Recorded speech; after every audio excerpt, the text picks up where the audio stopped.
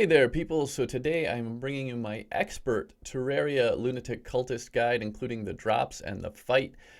This will be covering expert mode and normal mode as well, covering the boss arena, how to spawn it, strategies, armor, weapons, preparation, the fight, of course, and the drops that you get from the Lunatic Cultist. So, this is also going to include details for all classes, melee, ranged, mage, and summoner, as well as all updated platforms. Again, this is partly to celebrate the mobile 1.3 release that hopefully you've heard about by now. If you haven't, 1.3 is out for mobile, but of course it's also on PC and the new gen consoles, PS4, Xbox One, and Switch.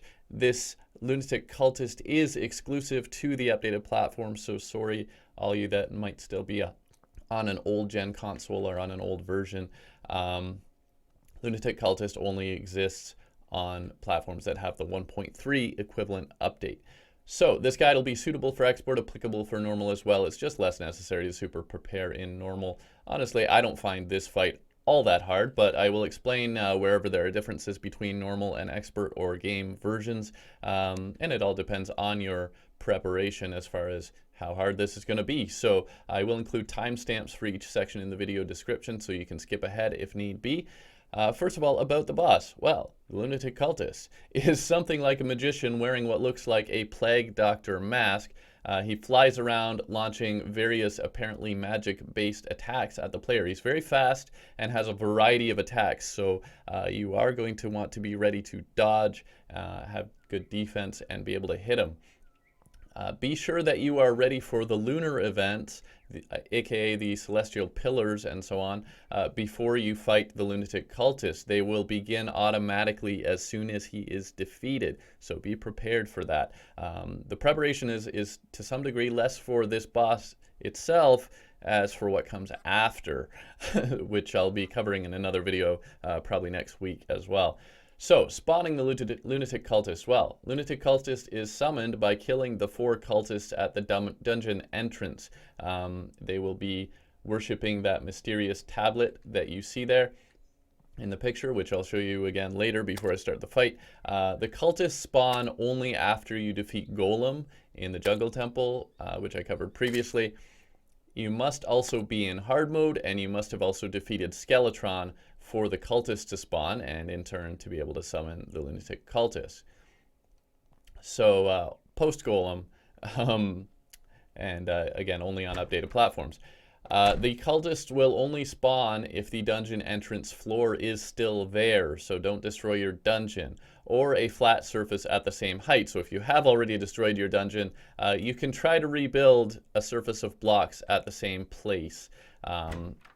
If you have damaged or removed the floor, you can try to rebuild a solid floor there at the same level and hope that that will work. Let me just go show you. My dungeon is, of course, intact. And they're right here. And there they are, worshipping that mysterious tablet. And you do have to be careful with your summons as well, because some minions will inadvertently attack those guys and kick off the fight. So watch out for that. But yes, unlike some of the earlier bosses, the Lunatic Cultist does not have to be summoned or defeated at any particular time of day. He is briefly invincible when he first spawns after you kill those 4 cultists. He spawns at that spawn point for where the mysterious tablet is, more or less. He can only be damaged after he moves away from there. If you lose the fight or you leave the area, the cultist should respawn at the dungeon entrance the next day. On the other hand, if you do win, the celestial pillars, lunar events, celestial events, whatever you want to call them, will spawn, and those events will begin, and that's going to be a tough challenge, definitely, especially an expert as well. The cultists, if you do defeat the Lunatic Cultist, those cultists will only then respawn after you destroy all of those celestial pillars and fight the Moonlord. Whether you win or lose against the Moonlord, the cultists will respawn, and that is how you will initiate the whole cycle again, if indeed you want to fight Lunatic Cultist or the pillars or the Moonlord again. Once you've gone through that whole cycle of those 3 things, the cultists will respawn and you can begin it all over again. So, attacks and info. Well, The Lunatic Cultist, as I say, has a variety of attacks. The fight itself has only one stage per se, but the attacks do get more powerful as you damage the Lunatic Cultist. He has several attacks which he cycles between. Generally starts with a burst of 3 homing fireballs, which explode on impact. Then that's the one in the top right there, the 3 fireballs. Then goes on to the orb of lightning, so it's an orb that flies towards you and fires bolts of lightning out of it, somewhat similar to the magnet sphere magic weapon. Then you have, that's the bottom right, and then the top left there, you have the snowflake or ball of ice that fires ice shards in 6 directions. And after you've damaged him a bit, he will also fire 2 bursts of 4 destructible ancient lightning projectiles. Yes, my game's still running in the background here. Yeah, so the ancient light, that's the bottom left there. So bursts of 5, 2 of them. In expert mode, there's also one additional attack. When you get the Lunatic Cultist below half health, he will then begin to spawn Ancient Doom, which is that purple skull type thing at the bottom, which itself bursts into 4 slow-moving projectiles. Those projectiles cannot be destroyed and can sometimes be created in large numbers, so you will need to be very careful with that. Now, after he's gone through a full cycle of attacks, the Lunatic Cultist will then perform a ritual to create fake copies of himself, also known as decoys, up to a maximum of 6 decoys. So if you interrupt the real cultist, you will manage to interrupt the creation of those decoys. So when you see him doing that ritual, you want to hit him, stop him from creating the decoys. But that will reduce or eliminate the number of decoys that he's able to create. But the decoys themselves will fly in formation around the cultist, shooting homing shadow flame attacks. Each decoy, if hit, will summon a phantasm dragon when it is damaged or after some time. Also, if there's already a phantasm dragon, then it will summon the ancient vision instead. So the phantasm dragon is the one below the decoy there, and the ancient vision is the one to the left. So the phantasm dragon is essentially the same as a wyvern, but it's immune to all debuffs. And ancient vision looks similar to Head of Cthulhu, but has less health than the Phantasm Dragon, but basically they're just going to fly at you and try to kill you. Phantasm Dragons can actually be helpful if you happen to be using vampire knives because it's easy to steal health from them. Otherwise, you're going to want to avoid hitting these decoys because you don't want to be fighting those. So now you can actually tell the real cultist from the fake. The decoys, basically, they're trying to attract your attention so that you'll hit them, so that they'll then spawn in those phantasm dragons or the ancient visions to try to hurt you some more. So you don't want to hit them normally. But so you'll need to be able to tell the real from the fake. Well, the real one has little squinty eyes. The fake one has more open eyes. The real one has a little line on the top of its hood. The fake one does not. Of course, that can be hard to spot in the heat of a battle, so to speak. So there are a few other ways you can tell as well. Only the real cultist will show a health meter. And also most minions and homing weapons will only attack the real cultist. Only the decoys emit light, not the real cultist. So that makes it useful actually to fight the cultist at night, because then you can watch out for which ones are emitting light. Those are the fakes, actually. So you don't have to fight it at night. You can fight it any time, but that can be useful. And also a hunter potion. You can use hunter potions, which will only highlight the real ones. They will not highlight the fake. So those are different ways that you can go about it. Now, about an arena. Well, a simple arena should work pretty well, which is basically what I've got here. Very simple arena, platforms and stairs. This is one that I used for my expert Skeletron fight, and I haven't really changed a thing. Yeah, basically, you know, platforms and stairs if you're planning on being on foot or on a ground-based mount. So again, if you have an arena left over from fighting Skeletron, that will probably still work. It may not even be necessary to have an arena, depending on your strategy. An arena per se, you don't necessarily need to construct a lot. If you're using boots, you're going to want the platforms and stairs, and or you can use asphalt, of course, as well. If you're using wings, maybe just a few places to land or latch onto. If you're using a flying mount, you won't really need boots or wings or platforms or other structures. Particularly, you can just use a flying mount and that'll avoid all this. You can, of course, as always, build a house for your nurse, which I've got up there, and potentially for your dryad as well.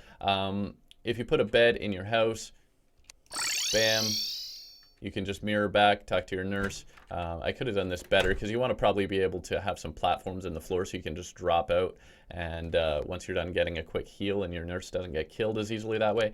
But I did put a little house for the dryad here as well, and you can see she's not really getting in there, but I don't care, whatever. She's probably going to die either way. Because the dryad will just give you the dryad's blessing buff. The cultist is actually immune to the dryad's bane debuff and all other debuffs, so but she does give you a little buff, so if you don't care about the risk of her dying, you can put the dryad in there too. You can also, of course, put honey pools, which I didn't really bother with for this one. Heart and star statues wired to pressure plates or timers can help. Campfires you're definitely going to want, so I do have campfires spread here and there so that I have this nice cozy fire buff, and I also do have a heart lantern here so that I have that helps your life regeneration. If you're a mana user, you'll also want star in a bottle, similar. You can hang that right next to your heart lantern there if you like, which will boost your mana regeneration. On the updated platform, sunflowers can also help to provide a movement bonus and enemy spawn reduction. But yeah, I mean, I'm not super worried for this one personally. So let's talk about strategies. Again, the cultist is immune to all debuffs. So your standard Ichor and other debuffs that you might usually use will not help you in this fight. So I have not brought any Ichor-based stuff because it's not going to help against the Lunatic Cultist. The Lunatic Cultist does have relatively low health, but again, he moves very quickly and inflicts many different powerful attacks. So movement speed and attack power will be important to take him out quickly and to dodge all of those attacks. Most of the Lunatic Cultist attacks do not go through walls, so you can hide in a building. I could try just hiding in my house if I, again, risking getting my NPCs killed. But if you want to try that, you would want to use a good yo-yo that you can fire through a hole or something, such as the Eye of Cthulhu, or a weapon that fires through walls or from outside, like the Daedalus Stormbow, of course, is a good option for that kind of thing. But yeah, I'm just going to use dodging quickly, moving quickly. That's going to be my strategy. Simple. So then let's talk about armor. Beetle armor is going to be the best choice for melee players. That's normally available at this point. Shroomite is for ranged, which is what I'm using. That's why I keep disappearing. Spectre is an excellent option for mages. Summoners ideally should summon their minions using spooky armor if you have it, because that'll make your minions a little more powerful, and then you can swap to Tiki to add one extra armor. There's sort of a trade-off between spooky armor and Tiki armor. Spooky has higher stats, but Tiki allows one extra minion. So that's a little trick you can do, is use your spooky when you're summoning your minions, then switch to Tiki and summon one more, and it'll have the stats actually from the spooky for most of your minions that way. Now let's talk about weapons. So homing weapons will actually suffer a 25% damage penalty, a damage reduction against the Lunatic Cultist. But they're usually worth it anyway, because homing weapons will target the real cultist, and that makes your life a lot easier with those decoys flying around. So for melee weapons, the Flare-On works very well due to its homing ability. The Influx Waver, Terrorblade, and Eye of Cthulhu Yo-Yo with a Yo-Yo bag are all good options. Vampire Knives will be helpful when you need some health, particularly again versus those Phantasm Dragons.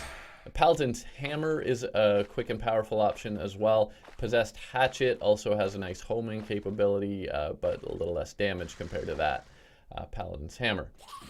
Now for ranged weapons, that's what I'm going to do here. The Xenopopper with crystal bullets will have the highest damage output. But, of course, you'll need to aim manually. So if you're really good at aiming, you might want to use crystal bullets. If you're not so good at aiming, you can use chlorophyte bullets, which will target the real cultist all the time. More reliable that way.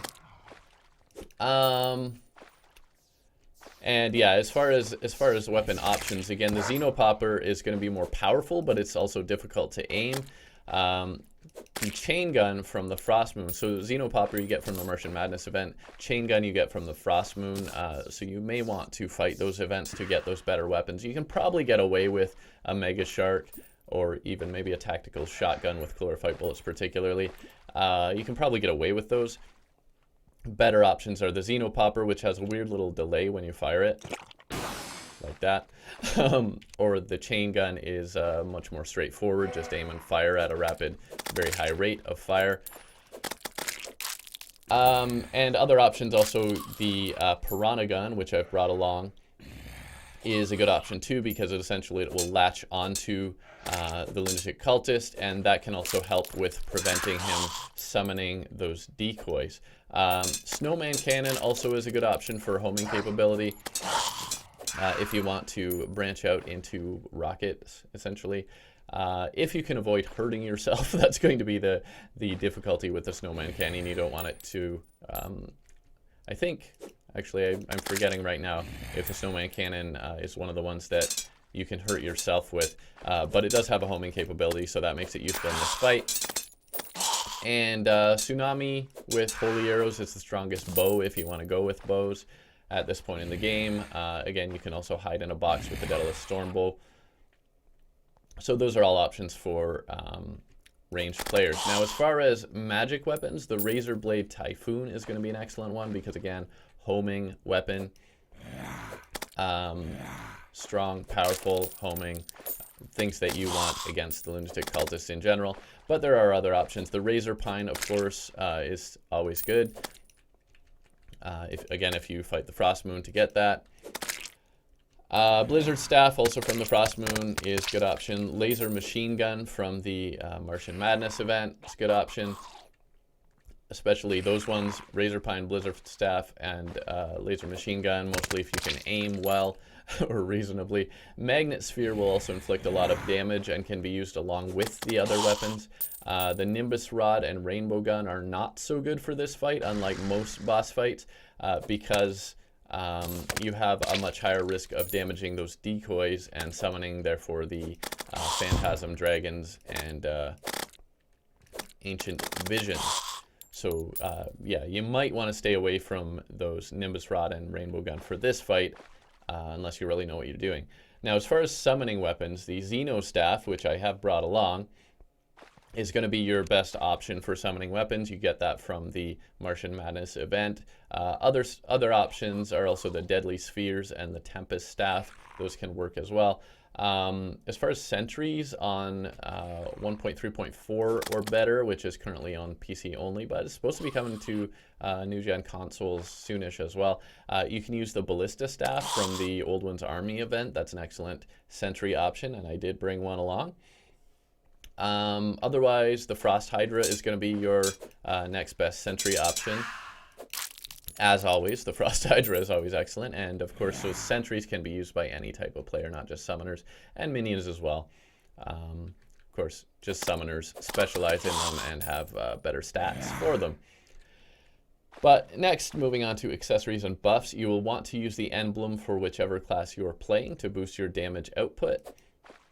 Also a good idea to add the Avenger emblem to increase damage output a little more. The Destroyer emblem boosts both your damage and your critical strike chance. You can also add the Celestial Shell or the Celestial Stone by this point in the game to boost that even more. So you can use all of those regardless of your class. Those are all going to boost your stats. For melee users, the Mechanical Glove will boost your damage and speed. You can even stack that with the Fire Gauntlet, although again, Lunatic Cultist is immune to debuffs, so the fire itself is not going to help you, which makes the Mechanical Glove a better choice between the two, unless you want both. If you're using a yo-yo as your primary weapons, you will definitely want a yo-yo bag. It's just massively increases yo-yo power, much more effective. For ranged users, the sniper scope adds considerable further damage and critical strike chance. If you are using arrow-based weapons, magic quiver is a good idea, including the Daedalus storm bow, any sort of bow or repeater. For magic users, you're going to want the celestial emblem to boost your damage and mana star pickup range, which also stacks with other boosts. You'll also want the magic cuffs or celestial cuffs to help you with restoring your mana. And as far as mobility, wings and or boots will only be important depending what strategy you're going to use. If you are going to use boots, of course, you'll want a good arena where you can move around easily. If you're going to use wings, that'll be less important. It really depends on your strategy, though, because you can get away with just using a mount. So if you are using boots, you're going to want the lightning boots or the frost spark boots. Those are going to be the fastest choice. Wings, the flare-on wings actually are the best choice by this point in the game. Fisher-on wings, sorry. Flare-on, yeah, that's the weapon. So Fisher-on wings will be the best choice at this point in the game for wings. Other wings will work okay too. There's a whole bunch of other wings that can work well. In terms of mounts, the UFO mount is the easiest option, which is actually what I have.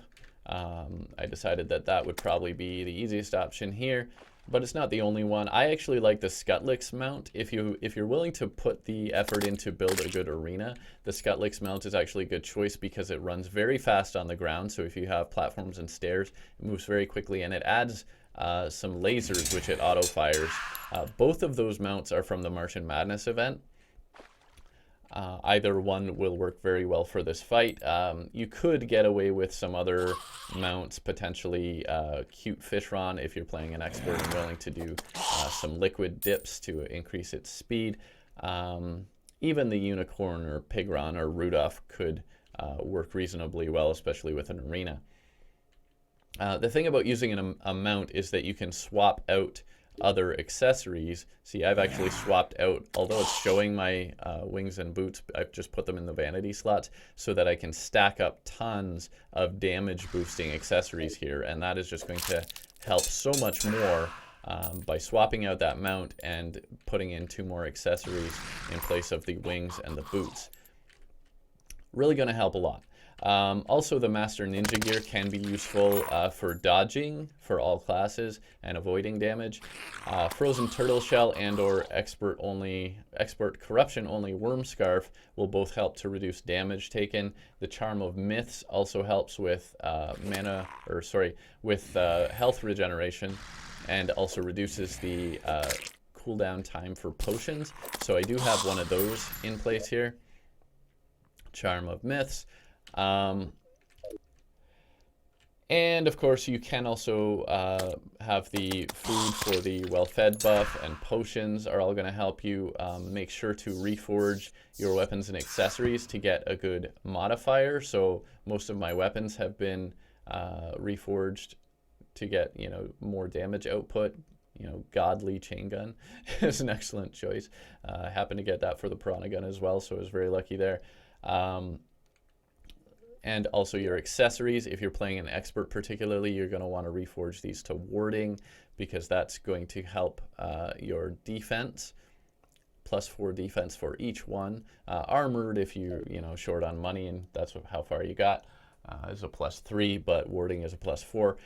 If you'd rather boost your damage output, which is a viable strategy as well, you can reforge them to menacing instead.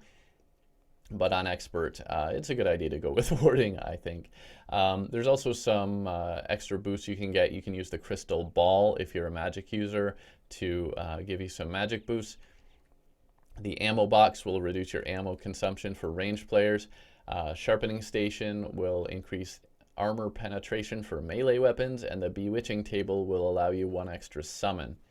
I actually totally forgot to bring those, and honestly, I'm not going to worry about it. Again, food for the well-fed buff, particularly on expert, will help your health regeneration and boost some other stats. Potions can, as always, give you an edge. I am going to use lots of those. So the best health potions available, of course. I have greater healing potions. Mana potions, if you are a magic user, you're going to want some of those. Iron skin regeneration. Those are going to help your survivability, endurance as well. If you don't mind going fishing. Life force increases your life. Heart reach, pickup range for life hearts if you happen to get any during the fight. So those will all help you survive. Swiftness will help your mobility. Rage and or wrath will help for damage boosts, depending if you're a Corruption or Crimson World. Archery, if you're using arrow-based weapons. Let's see, ale or sake can help melee users increase their damage output, but at a cost of lowering your defense. Flasks will not generally be useful for this fight, unlike most, because again, Lunatic Cultist is immune to the debuffs that they inflict. Magic users will also want mana regeneration and magic power potions. Summoning potion, I did bring that along, particularly for summoners, obviously, but even for others, that'll give you an extra minion.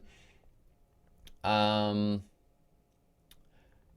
yeah, as a ranger, I've got ammo reservation. Inferno potion actually I think could be useful for this fight because some of the projectiles are destructible, and that gives you that fire barrier, which will basically knock some of those out.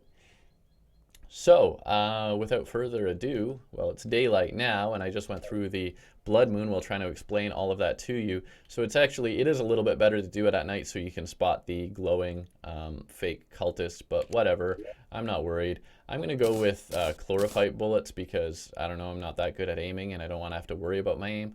But let's just set up a couple things here. Generally, he's going to fly around, so I'm going to put my ballista there. I'm going to get my summoning potion a little bit further ahead here and get a couple minions. I don't think, honestly, I really need these things that badly. Let's just go ahead and show you this. I'm going to want to get on my mount, and there he is. And you can see immediately I can't actually hurt him right away. It's only once he moves, then I can start hurting him. I'm going to go with my Xenopopper. Because although it has a firing delay, it does a little more damage. So yeah, I'm going to want my buffs, obviously. I almost forgot that. That's why I'm already low on health now. Generally, you'll want every advantage you can get. Worst case, I can mirror back to my nurse there. But yeah, starting at that much of a disadvantage, you can see I'm still going to win this fight. Pretty sure.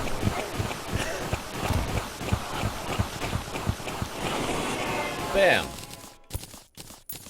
And yeah, even my heart reach potion helped a little bit there.